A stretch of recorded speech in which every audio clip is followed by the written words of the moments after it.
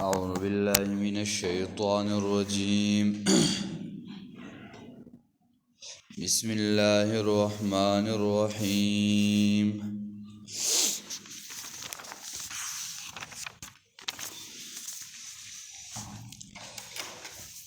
وإذ قلنا لك إن ربك أحاط بالناس وما جعلنا الرؤيا التي أريناك إلا فتنة للناس سورة بني إسرائيل شروع باغی کی دویم حصہ آغا ذکر کے دا چی پاغی کی دا اللہ دا عذاب سبب آغا انکار دا معجزاتو نو او انکار دا آیاتنو دا اللہ نو نوز دی آیت مبارکہ کی ذکر کئی چی مخ کے ہم دوی چې د معجزاتو نه انکار کړو نو د الله عذاب په دوی باندې راغلو او دوی دغه خبره کوله چې موږ د فرمایشي معجزې په کار دي الله وی دغه به هم راولېږم دا غرونه به ورته هم د سرو کم هر څه به وکړم خو بلکې دوی نه مني او دوی انکار کوي نو چې دوی نه مني بیا زما سنت اول هغه دي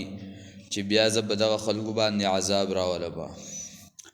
او دویم نبی علیہ الصلوۃ والسلام د تیزی ورکړی وا چې تخپل دعوت او تبلیغ کوا زګه دا ټول هر څه زما په احاطه او په قدرت کې دي او دوی تا سویل نشي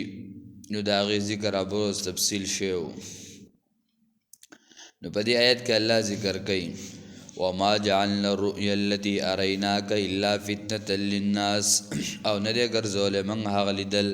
چې خودلې دې موږ ته الا فتنة للناس مگر امتحان د بار د خلقو الله دلته رؤیت نس مراد ده بخاری شریف دویم جلد کې ذکر کوي دا لفظ خداغه مطلب مختصر دا دی چې د دین استرګو لیدل دي ابن عباس رضی اللہ تعالیٰ عنہ ذکر کئی ابو سعود فرمائی د دین مراد هغه د شپې کتل لی ځکه نبی علیہ السلام په معراج هغه د شپې تلو یا دریم واقعا چې دا ناشنا واقعا ده لکه مثلا موږ داسې وایو یو سړی الله پاک خپل کور ته بوزي حج عمرې لی بوزي نو هغه بیا یو مثال کې وایي لکه دا خو بس د خوب کتل ولنو ساجبه غوندګي بس انتظام جوړ شو بس زلاړما نو دغه د مراد دغه ده چې یو ناشنا واقعا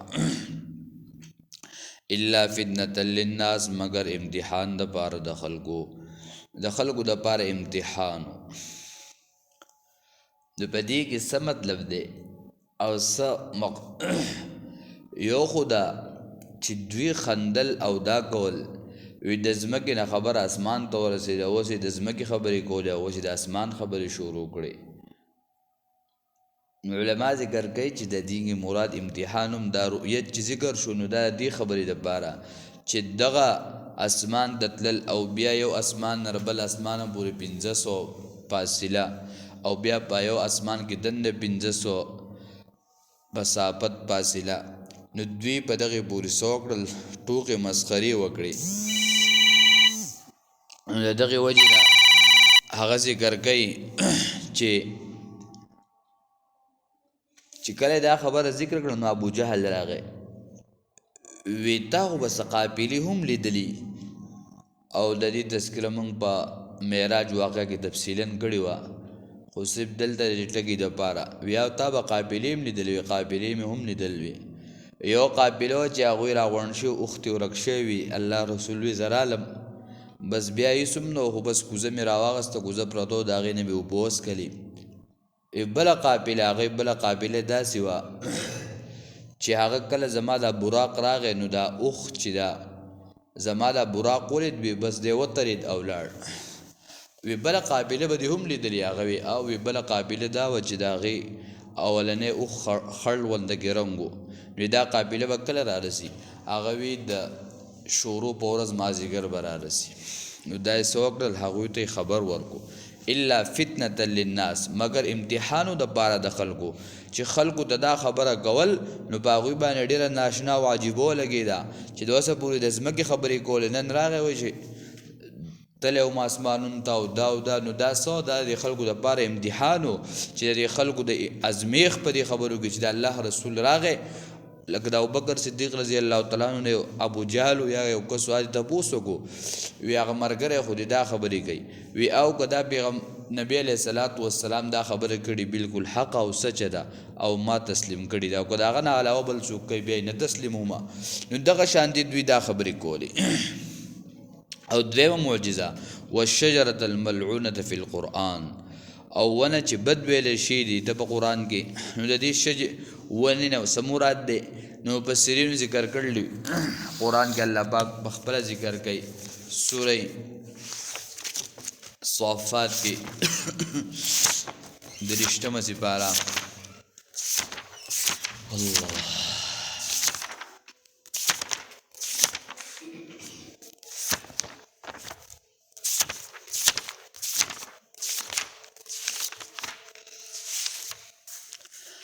اذالک خیر نزلا ام شجرة الزقوم آیت نمبر 62 نه 66 پوری آیت دا غردی بمیل مسجا کیو کا وند زقوم انا جعلناها فتنة للظالمین یقینا گرزولی دمن هغه امتحان د بار د ظالمانو انها شجرة تخرج في اصل الجحیم یقینا هغه ونه چې دا راوزی په ویخ د جهنم کې طلعها كأنه رؤوس الشياطين سانگی داغی گویا چې سرون د شیطانانو دي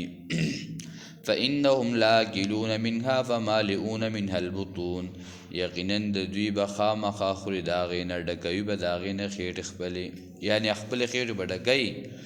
او دغه شان دي سوره دخان کې هم ذکر کوي چې دا داسې ونه ده ان شجرة الزقوم یقینا ونه د زقوم طعام الاسیم دا خوراک د ګناهګارو دی کالمهل یغلی فی البطون پشان دا ولیکلی شوي تانبې یا دا ټقولو تیلو پشان چې خوټکیږي به په خېټو د دو کې پشان دا خوټ کېدلو ایښېدلو اوبو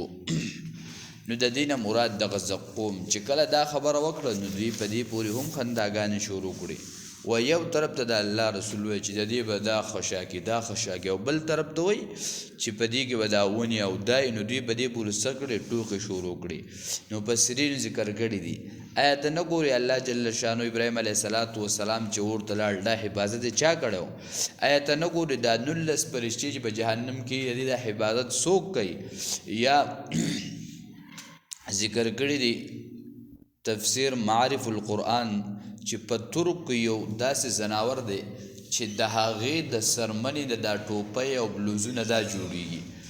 نو چې کله هغه سقا شي نو د هغې سقا کول په صابون تیلو سره نه کیږي بلکې د دې پاکوالی راځي په اور سره دا اور ته واچئ او د اور په اور وسوځئ نو سقاوالی دې ختم شي او بیا هغه شانتې پاکې شي او دغه شانتې بیا یې بل ذکر کړلی معرف القرآن شیخ ادریس کاندروي رحمه الله دا شترمرغ چې دی د دې مرغو د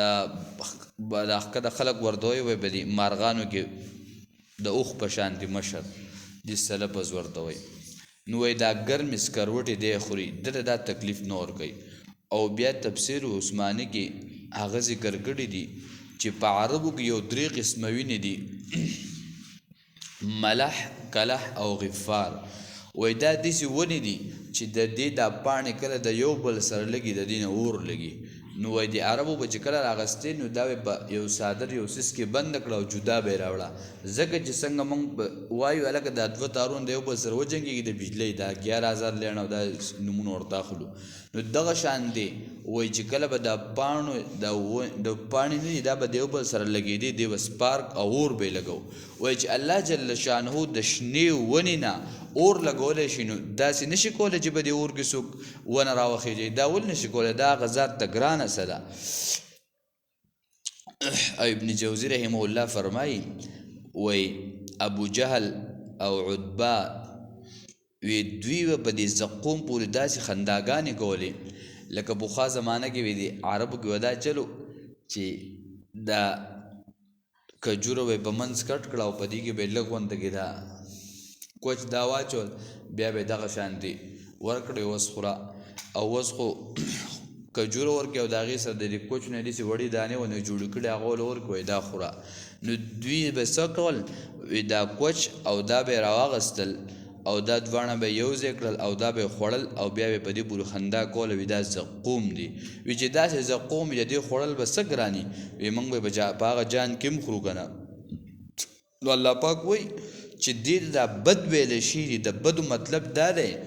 چې دا خو د ګناهګارو خلکو خوراک دی او دویم دا چې د دې هغه څانګې او دا سرونه یې په شان د هغه سپورې او د شیطانان دي چې کله د یو څیز سر دغې نسبت ته ورسي د دې خوراک به صحیح خو دا د دوی ټوکې او مسخرې د الله په کتاب پورې وي نو ځکه دوی ته دا خبره ذکر کوي ونخوفهم او ير ورکوي دوی لره فما یزیدهم نه زیاتوي دوی لره الا طغیانا کبیره مرګ سرکشي لویه او مخکې د عایشې رضی الله تعالی عنه د عمر رضی الله تعالی عنه قول ذکر کړو عایشه به فرمایي و چې کله به الله پاک دې تکلیف یا عذاب دا راوستو د خپل مسلمانان دا به یرول او دویم عمر رضی الله تعالی عنه وی چې کله داسې مقرر شي وی په دې کې د انسانان دوی توبې طرف ته راګرځئ چې زما طرف ته راوګرځئ او ما ته رجوع وکړئ وَإِذْ قُلْنَا لِلْمَلَائِكَةِ اسْجُدُوا لِآدَمَ فَسَجَدُوا إِلَّا إِبْلِيسَ کله چې وی موږ ملائکو ته سجده وکړه آدم علیه السلام ته نو سجده وکړه الا ابلیس مگر ابلیس ونه کړه نو قرآن کریم کې د شیطان او د ابلیس تذکره وکړه راغله او دا غالبا څلورم ځای دی خو چې په کوم ځای کې راغله هر ځای کې جدا جدا تذکره ده هر ځای کې جدا جدا واقع ده پر راغله لکه مخکې دوی د معجزاتو نه انکار وکړو الله په عذاب را لیږو نو دغه شانتي د آدم علیه السلام چې الله پاک بغیر د مور پلار پیدا کو دا معجزه وکنه دغه شانتي فرشتو ته وی تاسو د ټول سيزو کې دا معجزه وکنه نو دی شیطان د دغه معجزې نه انکار وکړو او د دغه سجدې نه مخ وګرځو نو الله جل شانه بسوک لعنت وکړو د آیات د آدم علیه السلام دا نخ د الله وا او د نخ د الله نه انکار وکړو نو د ملعون شو او د همیشه لپاره به صحیح ملعون ګرځي او د سجدې واقعات هم تفصیلا ذکر کړو مخکې سوره اعراف بقره نحل په دې کې ذکر شیو او دوی به دا چې واقعه ده معراج ذکر کړه نو چې کله یو انسان هغه په خپل عقل باندې دین تري نو هغه بیا د شیطان په شان دی ګرځي رجیم ګرځي دا رټلی شوی نو دلته د سجده وه نو سجدې نه مراد څه تعظیم یا صرف سرخ کته کول دی مراد دی یا بس د الله پاک حکم دی څنګه چې موږ ته حکم دی سجده کوئ موږ په طرف د خانه کعبې کو خو چا لپاره کو د الله لپاره کو او یا د الله حکم بس کا آدم ته ویل کار چاته ویل موږ داغه نوکرانو چې څنګه الله وي هغه شان دی وکاو چې یو مالک نوکر د حکم وګي هغه خی او کبه دی خو بس الله کوئی د سیب حکم دینو دا د الله حکم بس ک په طرف د آدم او په طرف د قبله او په طرف دار چاوا د الله حکم یا د دین مخ کې څومره دینونو پایږي بس سجده تعظیم وا بلکې زمون په دین کې سجده تعظیم هغه سو هغه ختم شي وا یو صحابي راغی د الله رسول موږ مرګریو بل سپور او په دې باندې زو او هلته چې موږ لاړو نو هلته خلکو یو بل د سر داغ کته کو نو موږ له پکار چې موږ ستاسو ته سرخ کته کو نبی علیہ السلام فرمایل چې زما په دین کې دا نشته چې ما ته سرخ کته کول انحناخ کته کول دا الله د الله نه ما سیوا بل چاته دا نشته الا ابلیس نو ابلیس انکار وکړو نو څوک وایي دا شیطان چې دا ابلیس دا شیطانانو پلار دی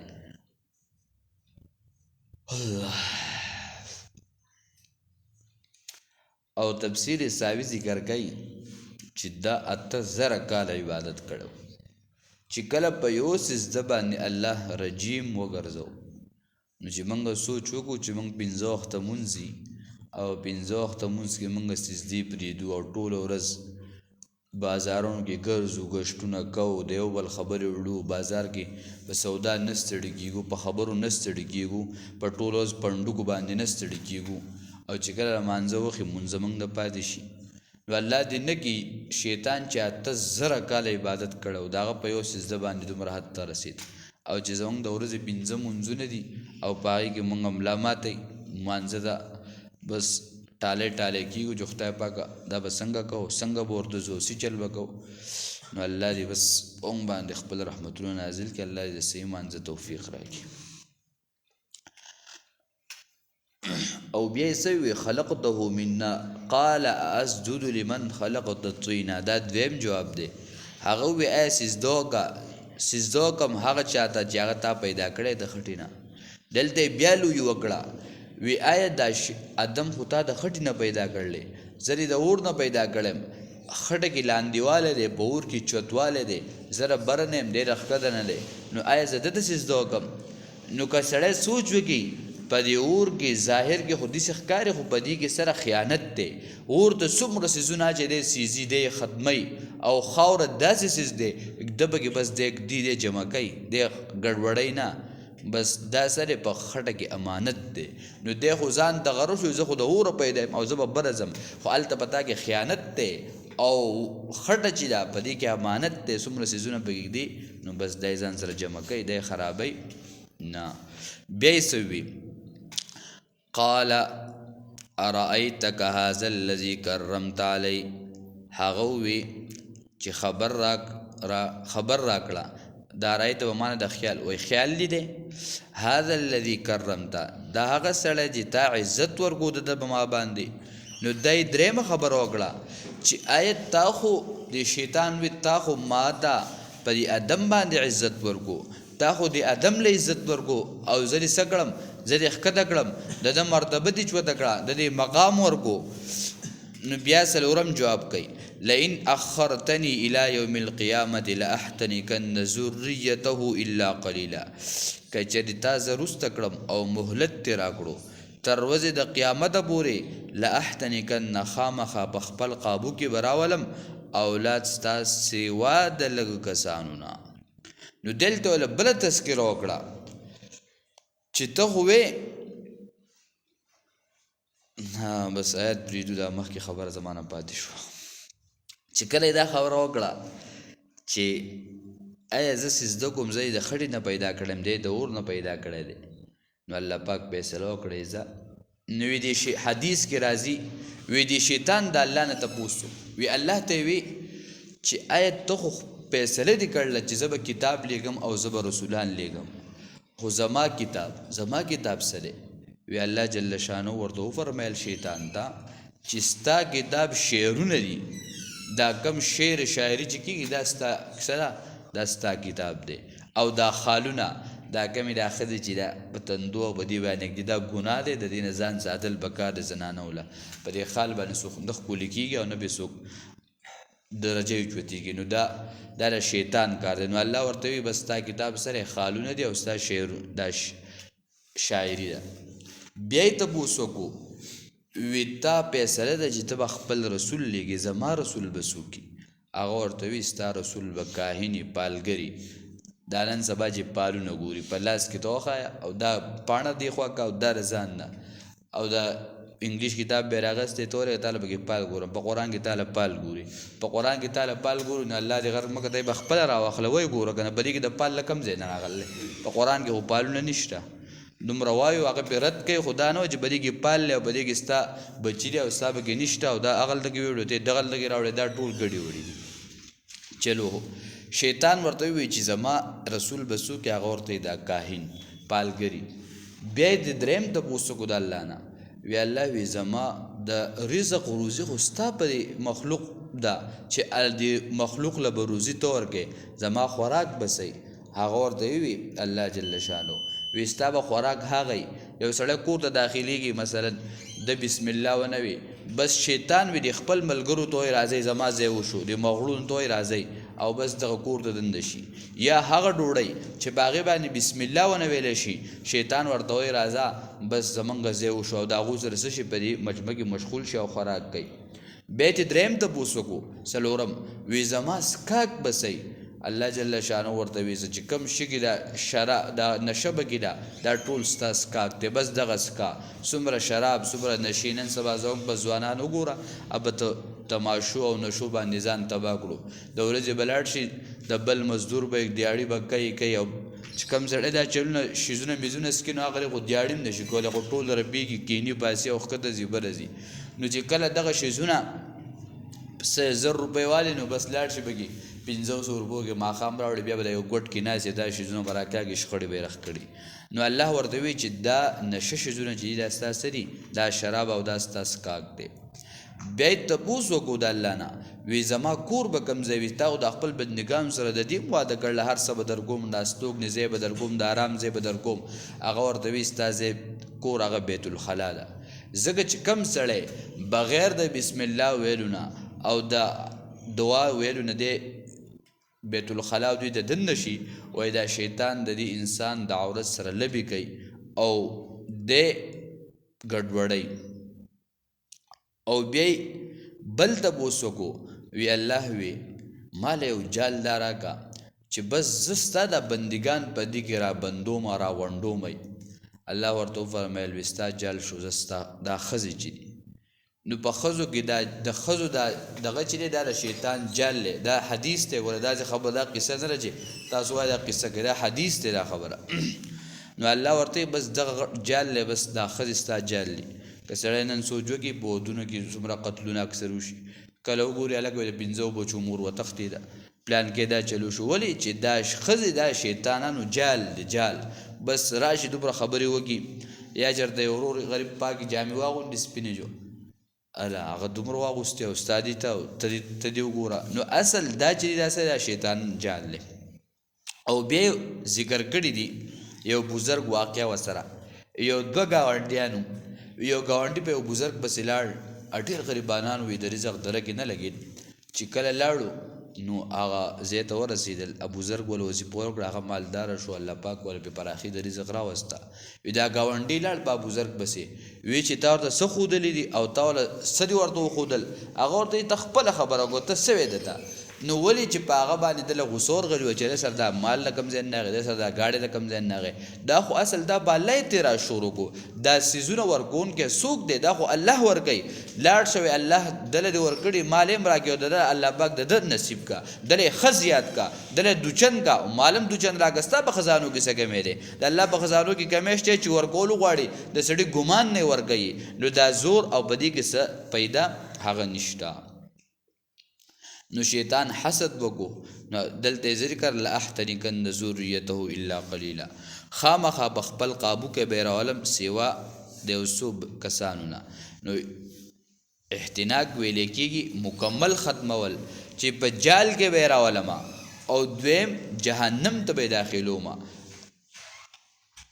یا علما لاحتنقن معنی کوي لګام چې کله یو سړی یو سیسته دا اس چې کنه دي ته لګام واچي نو چې دی به کومه لار بوځي دی باغ دربځي نو دغه شانتي دا شیطان وي الله مال مولت راکړي چې ستاري بندګان ته لګام واچوم او هغوی چې به کم طرف بوزم چې باغ طرف باندې سګيږي هغه زی نو الا قليلا مگر ستاغه لګ بندګان نو په دې کې اشاره ده د عصمت د انبیاء ته یعنی هغه لګ کسان الله دې موږ او تاسو باغ له کسان ګراولي چې موږ او تاسو د شیطان د دې پرېب او د دې نه بچ اللهم ربنا اتنا في الدنيا حسنه وفي الاخره حسنه وقنا عذاب